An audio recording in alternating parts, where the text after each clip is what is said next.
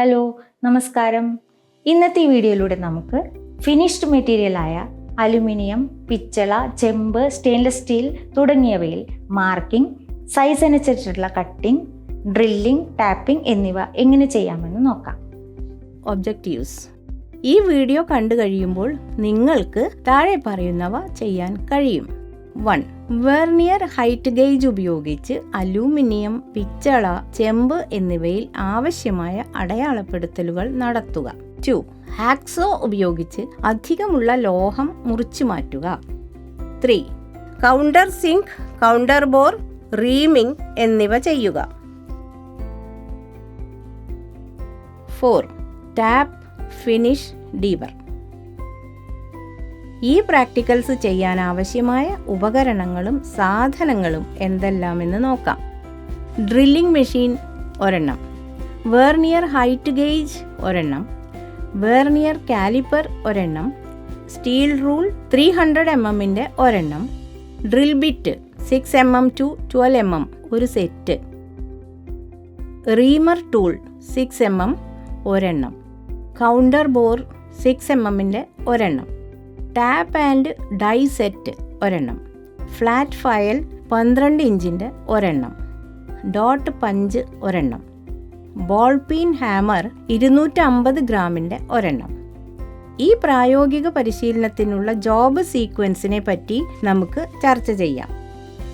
1. അസംസ്കൃത വസ്തുക്കൾ പരിശോധിക്കുക. 2. അടുത്തുള്ള 2 വശങ്ങളിലും പരന്ന പ്രതലത്തിലും ഫയൽ ചെയ്യുക അഥവാ രാകുക. 3. 74x48 അളവിലുള്ള ഔട്ടർ ലൈനിന്റെ വലിപ്പം അതായത് സൈസ് അടയാളപ്പെടുത്തുക. 4. തിരിച്ചറിയൽ അടയാളം പഞ്ച് ചെയ്യുക. 5. ഹാക്സോ ഉപയോഗിച്ച് അധികമുള്ള മെറ്റീരിയൽ നീക്കം ചെയ്യുക. 6. അളവനുസരിച്ച് സെന്റർ അടയാളപ്പെടുത്തുക.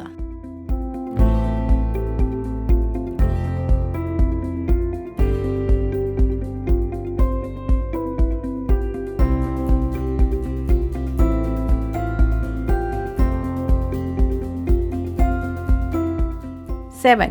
ഡ്രില്ലിംഗ് മെഷീനിൽ ചെയ്യാനുള്ള ജോലി സജ്ജമാക്കുക. 8. സ്റ്റാൻഡേർഡ് ചാർട്ട് അനുസരിച്ച് ഡ്രിൽ ഹോളുകൾ ഉണ്ടാക്കുക. 9. റീമിംഗ്, കൗണ്ടർ ബോറിംഗ്, ടാപ്പിംഗ് എന്നിവ ഉണ്ടാക്കുക. 10.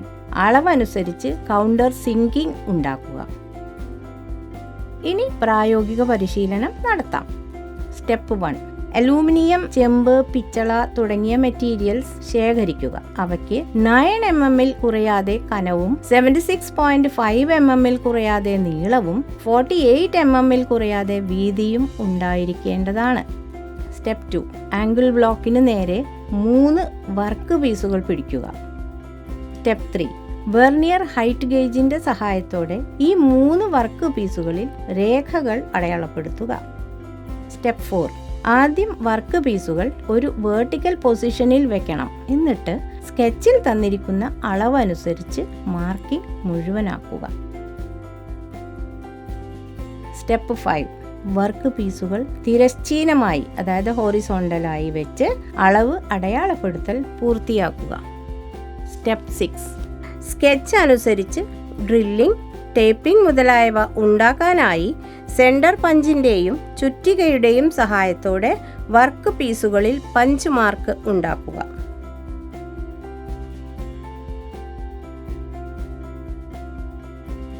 സ്റ്റെപ്പ് 7. കൂടാതെ അധികം ഏരിയയും കണ്ടെത്തുക. അങ്ങനെയാണെങ്കിൽ അവിടെ പഞ്ച് മാർക്ക് ചെയ്യുക. സ്റ്റെപ്പ് 8. ലീവർ കൊണ്ട് ബെഞ്ച് വൈസ് അൺലോക്ക് ചെയ്യുക.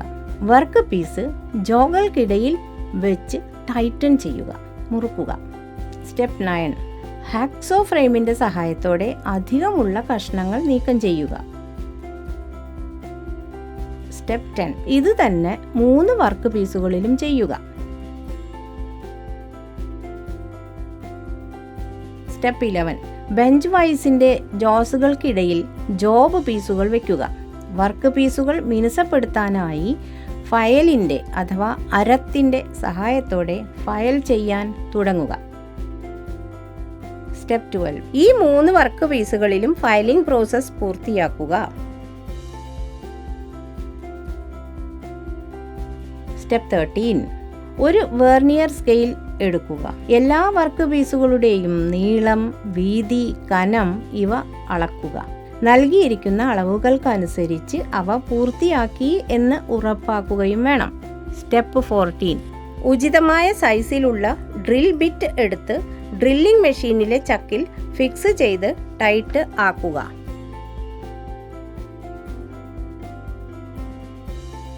സ്റ്റെപ്പ് 15. ഇനി വർക്ക് പീസ് അനുയോജ്യമായ ഫിക്സ്ചറിൽ വെച്ച് ഡ്രില്ലിംഗ് മെഷീനിലെ ലീവർ ഉപയോഗിച്ച് ടൈറ്റൻ ചെയ്ത് ഡ്രില്ലിംഗ് നടത്തുക.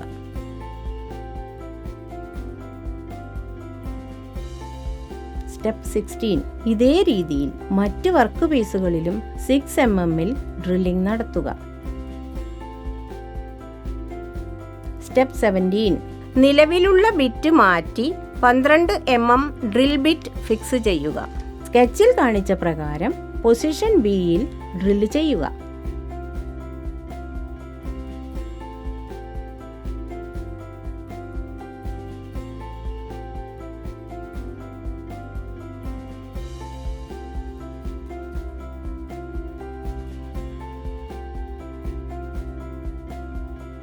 സ്റ്റെപ്പ് 18. ഡ്രില്ലിംഗ് മെഷീൻ ചക്കിൽ റീമർ ടൂൾ ഫിക്സ് ചെയ്യുക. സ്കെച്ച് അനുസരിച്ച് പൊസിഷൻ ഡിയിൽ 6 mm ഒരു റീം ഉണ്ടാക്കുക. സ്റ്റെപ്പ് 19. ഇനി റീമർ മാറ്റി 6 mm കൗണ്ടർ ബോർ ഉപയോഗിച്ച് എ എന്ന സ്ഥാനത്ത് ഡ്രില്ല് ചെയ്യുക.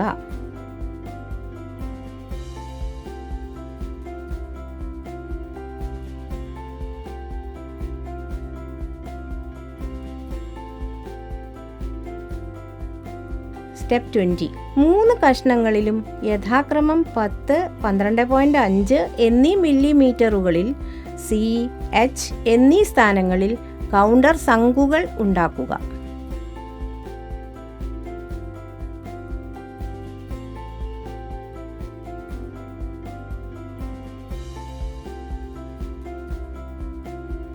സ്റ്റെപ്പ് 21. ഡ്രില്ലിംഗ് മെഷീൻ ഫിക്ചറുകളിൽ നിന്ന് വർക്ക് പീസുകൾ മാറ്റുക. എന്നിട്ട് ബെഞ്ച് വൈസിന്റെ ജോകൾക്കിടയിൽ അവയെ ഫിക്സ് ചെയ്യുക. സ്റ്റെപ്പ് 22. ഇപ്പോൾ ഒരു ഡ്രിൽ ചെയ്യപ്പെട്ട ദ്വാരമുണ്ടല്ലോ അവിടെ. ശരിക്കുള്ള ടേപ്പ് സൈസ് ഉപയോഗിച്ച് ഇന്റേണൽ ത്രെഡുകൾ കട്ട് ചെയ്യാം. ടാപ്പിംഗ് ആരംഭിക്കാനായി ടേപ്പർ ബിറ്റ് ഘടികാര ദിശയിൽ, അതായത് ക്ലോക്ക് വൈസിൽ ഭ്രമണം ചെയ്യിപ്പിക്കുക അഥവാ റൊട്ടേറ്റ് ചെയ്യിപ്പിക്കുക. മെറ്റീരിയലിൽ തുളച്ചു കയറുന്ന ത്രെഡുകളിൽ നിന്ന് റെസിസ്റ്റൻസ് നിങ്ങൾക്ക് അനുഭവപ്പെടുന്നത് വരെ ഇങ്ങനെ ചെയ്യണം. അവിടെ നിന്ന് ഓരോ ഫുൾ ക്ലോക്ക് വൈസ് റൊട്ടേഷനും പകുതി കൗണ്ടർ ക്ലോക്ക് വൈസ് റൊട്ടേഷൻ നടത്തുക.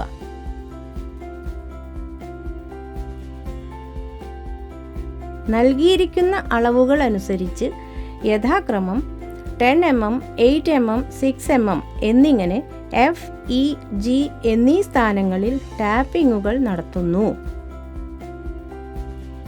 ഈ പ്രക്രിയ പൂർത്തിയാക്കിയ ശേഷം 3 വർക്ക് പീസുകളും പരിശോധിക്കണം. ഈ വീഡിയോയിലൂടെ ഇതുവരെ നമ്മൾ സ്റ്റെയിൻലെസ് സ്റ്റീൽ, ചെമ്പ്, അലുമിനിയം, പിച്ചള എന്നിവയിൽ മാർക്കിംഗ്, വലിപ്പമനുസരിച്ചുള്ള കട്ടിംഗ്, ഡ്രില്ലിംഗ്, ടാപ്പിംഗ് എന്നിവയെക്കുറിച്ച് ചർച്ച ചെയ്തു. ഈ വീഡിയോ കണ്ടതിന് ശേഷം നിങ്ങൾ ഓരോരുത്തർക്കും ഇത് തനിയെ പ്രാക്ടിക്കലായി ചെയ്യാൻ കഴിയുമെന്ന് കരുതുന്നു. എല്ലാവർക്കും നല്ല ഒരു ദിവസം ആശംസിക്കുന്നു.